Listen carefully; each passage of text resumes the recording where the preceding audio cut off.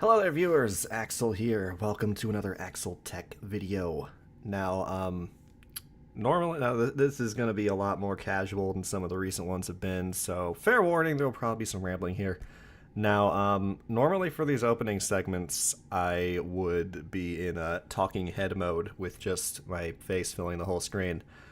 But my webcam's not working. I don't know if it's totally dead or what, but I tried a couple different ports and it wouldn't turn on. Whereas my capture device, my Magewell, was working perfectly fine, and those would both be like on the same driver. So I think the webcam might be borked, but I didn't exactly exhaust my troubleshooting options. But I'm also lazy. Anyway, to the main topic of this video. How long ago was that? 1 second. Right, so about 2 weeks ago, I did I should probably preface that a little bit. About 2 weeks ago, I started a blog over on Write.as. It's Write.as is basically a minimalist, privacy-focused writing and publishing platform. It also has some Federation support to let accounts in the Fediverse directly follow and interact with your blog. So they list Mastodon. Why do I have that over there? Hello, we're recording our screen, not our face. They list Mastodon. It also lets you link to your posts on like Tumblr and Twitter. I have been using it, and it's pretty nice. As far as the Mastodon integration, I've only really tested it using the Pinafore front end for Mastodon, but I wasn't able to like see the posts, so I can't verify if that actually works right. Yeah, no, it doesn't actually seem to be tooting anything. Which is, yeah, because that's only showing one, but I have 3 blog posts. I don't know, maybe I'm doing something wrong there. Maybe. Anyway, yeah, Write.as, pretty cool. You can actually set up a blog and whatnot. You can also just post anonymously if you choose. So you don't have to have a blog or anything. You can do it completely for free. You can just post anonymously and then get that link and then share it wherever. People don't need to know who wrote it if you don't want to set up a blog. I opted to set up a blog because up until today I have had like no time to myself to really do videos. So yeah, Write.as, good stuff. Anyway, back to the point. The first post that I made on the blog was this Why I Use Elementary OS post. Kind of similar in vein to previous videos such as Why I Like Solus, GNOME, Ubuntu, GNOME's Activity Overview. Kind of part of the same series that those are in, except in blog post form, which I guess is why I called it Why I Use Elementary, not Why I Like Elementary. Whatever. I'm still going to call this video Why I Like Elementary OS to differentiate but still associate with that post. Anyway, you can find my Write.as blog down in the description. It's just write.as/Axel. If you want to read, I'll probably, or wait, no, I was about to say I'll probably have a companion post to this. Like, that's what this is that we're looking at right now. That's what this video is. This video is the companion to that article that I wrote 2 weeks ago. Again, haven't been able to do videos for like 2 weeks for various reasons I'm not going to go into here. Anyway, what we're going to go over in this video is things that I did not cover in this article that kind of just slipped my mind because, as I was writing it, was kind of not really thinking about it because, well, I don't know, my brain works weird. Anyway, so some things that I didn't really talk about in that article that I do really like about Elementary. Well, I might have talked about it a little bit in the article, but like, so I've been using Linux for about 3 years now, a little over 3 years, and from the start, I loved the ability to customize and tweak every little thing that I could. So at first, let's see, I started with, even considering what I started with, I think the first install I did was Linux Mint, and that was pretty nice. It was just, I don't know, kind of I always describe Linux Mint as boring, because like I don't want to say it's bad, but it's just, the Cinnamon desktop just very much feels like the traditional Windows style workflow, which, I mean, that's what they're going for, and they do a good job of it. It's just, at the time, I was using that, and I was like, okay, I mean, it works, it's fine, it's stable, but it's just so familiar. And I didn't want familiar at the time. So, not too long after that, I went and tried Ubuntu with Unity, and I didn't really give it a fair chance, but first impressions were not amazing, so I very quickly switched over to Ubuntu GNOME. And even considering that it was GNOME, I think it was only like version, I want to say 3.16, maybe 18. I don't remember. I know like I had like that was before the 1604 LTS, so first I tried 1404, but then it didn't have great multi-monitor support, so I bumped it to 1510, which worked better. And yeah. Anyway, even considering it was GNOME, it was still way more customization than I was used to with Windows, and plus, it's GNOME. It's so different from what you get with Windows, and like, at the time, I was just like, this is so cool. I mean, even to this day, I do still quite like the GNOME desktop. I don't care what people who dislike it say. That's why they're opinions. Nobody's right or wrong. They're opinions. Anyway, yeah, so that was all well and good at first, and then, fast forward a lot. I ran Solus for a while. I briefly, for a time, I was also using KDE Neon, and that was pretty cool. It's like, oh my god, I can tweak so many little things. But this kind of goes into why I've never ended up doing a Why I Like KDE video, even though sometimes I was like, KDE's still my favorite now, but it's like, I said that, and yeah, I don't hate KDE. I don't. I know at one point I was also like, the Breeze theme is way better than Adwaita. My opinion's kind of changed on that, especially with the Adwaita refresh, because that looks amazing. I'm going to put a picture on screen right now because the new look for Adwaita is awesome. It is so nice. It looks so good. But after a while, I got to the point with KDE where it's just like, okay, if I distro hop again and I go for KDE, I have to set all of these little things because I don't know how to back up those settings properly, because I usually switch between different kinds of desktop and I get rid of configuration files just to make sure I don't fuck up compatibility in ways. So it's my problem with KDE is the default configuration for everything. Like, it's not that it's bad or anything, it's just not what I want, which means that if I ever distro hop back like to and from KDE without like backing up my configurations, I have to go and tweak every little thing again every time. And like, again, I totally understand the people who like KDE, who like to customize things to their heart's content. That's fantastic. I'm happy for you. But I got to the point where I realized, like, okay, I'm spending way more time worrying about customizing and tweaking things than actually using my computer, which that's not a good thing. So that brings us back to elementary.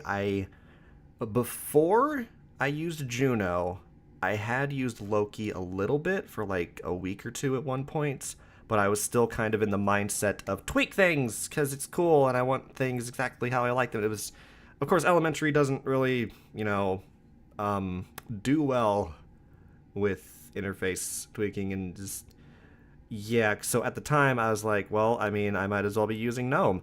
So, I went back to things like GNOME, Solus Budgie. Sometimes Solus, always a fantastic distro.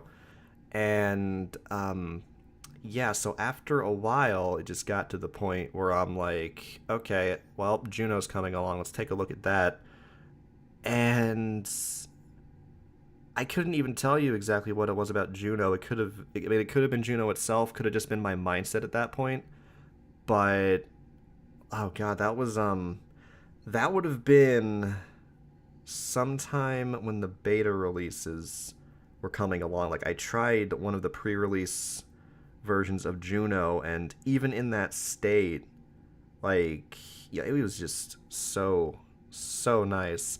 I want to say before that I was running I'm pretty sure I was running Solus before that. It was either Budgie or Gnome Shell, probably Gnome. Actually, I probably had both installed. Yeah. I also tried i3 for a time. That was interesting. Probably won't go back to that. That's a different topic, though. Yeah, so Gnome Shell. I need to set you to Do Not Disturb. So, yeah, Gnome Shell for a while. And going from Gnome Shell to Elementary. Now, I have tried Gnome Shell 3.31, which is, leading up to the 3.32 release. And what I'm about to say does not apply to that release because they have done significant performance improvements with Gnome Shell, and it is so much better in the upcoming version. But before that, previous versions, it's a night and day difference between like how smooth and responsive Gnome Shell feels compared to Pantheon. Because going from that to when I first went to go and try Juno, it was just like, oh my god, everything like just works. And it's very performant, feels good to use. All the animations are smooth and just, it looks good out of the box without any configuration required if you're okay with the default look, which I am. And yeah, it just... Again, I don't know if it was just a change in mindset or just something about Elementary OS Juno, but I just... Let me put it this way. Since switching to the full release of Elementary OS Juno, I have not distro hopped. And, well... Yeah, no, because I had been, so I had been running the beta before the full release happened. The full release happened, I was still on that pre-release, but then I was kind of like, okay, I'm gonna give Ubuntu one more final shot, and we'll compare things. And that was really when it set in, like, oh my god, this feels terrible to use performance-wise. Which again, GNOME, the upcoming version of GNOME 3.32, the development version of that I've tried on the Disco Dingo daily builds, that feels great. But 3.30 and prior, like, just... Again, difference is night and day. Like, GNOME Shell just feels sluggish on those versions and older. Whereas when I finally went back to Elementary OS, it's just so much better. It was just so much better. And, honestly, that's probably, like, the main thing that I really needed to talk about that I didn't in the blog post, because I've talked about, like, why I like App Center and the whole ecosystem they're going for here. But, what it really comes down to, like, at first was just, first impressions and their performance feeling so much better. Coming from GNOME Shell back to this at the time was so good. And like I said, since I reinstalled Juno, I have not distro hopped, and that was several months ago. I think I think that is the longest I have ever gone without distro hopping, and I have no plans to in the near future. So I can safely say I am very happy with Elementary OS. And back to my original point of the whole tweaking stuff things, like, you can tweak Elementary, but like I've said, it looks good out of the box. Maybe it's not for everybody, but it's just fine for me. And even when I have, like, just briefly thought, like, oh, we can maybe tweak this temporarily, see how that goes, I always wind up going back to the defaults. So, I mean, maybe that's just me, but I always go back to the defaults because they have a very nice overall default look and feel, and it's ended my urge to just tweak every little thing, which is, I would say, made me more productive, but that's kind of up for debate. But I feel like when I try to be productive, I can be, and I'm not wasting time being like, okay, what theme can I try today? And things like that. So, as one Jason Evangelo, I hope I pronounced that right. The recently the Forbes writer that recently begun his Linux journey like 6 months ago, that guy, you probably know who I'm talking about. As he put it in one of his articles about elementary, it is refreshingly restrictive, and I 100% agree with that. Now, I could probably go on and on even longer about elementary, but if you want to know my other thoughts about elementary OS and why I am sticking with it as my primary distro, you can read about that in the blog post, which will be linked in the description below. Until next time, this has been Axel. Thank you guys for watching. Oh, wait, one more thing. I have also synced my YouTube channel with LBRY. That is LBRY.io. The, I was going to say decentralized, which I guess technically isn't wrong. But it's the, it's like the new, I guess media sharing would be a good way to put it. Let's be smart, bring up the page here. LBRY.io. Okay, that works. Free, open, and community-run digital marketplace, which, for the most part, it's like video and also image stuff. So you can find me over at, if you don't have a LBRY account, you can find me at sp.ch/@axel:9. There's going to be a link to that in the description. You can also, if you're using the LBRY app, I'll provide a link to that as well. Usually the LBRY upload does, or I guess the sync from YouTube, it is going to come after the YouTube upload, but that's probably what I'm going to start linking on Twitter and whatnot.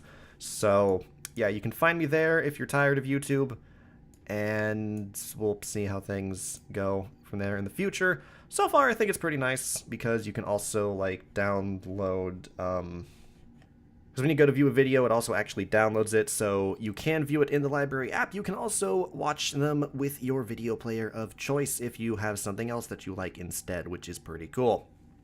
But anyway, that's enough about LBRY. Till next time, this has been Axel. Thank you guys for watching. Sorry for the lack of actual video, like visual stuff in this one. Like I said, normally I would have done talking head for this, but rip webcam. Yeah. Till next time, though, this has been Axel. Thank you guys for watching, or just listening. I wouldn't blame you if you only listened to this one, because there wasn't a whole lot to watch. Either way, I'll see you guys next time. And also upcoming, I'm going to do a revised guide for getting DaVinci Resolve set up on Ubuntu and Ubuntu derivatives. So look forward to that. See you guys next time.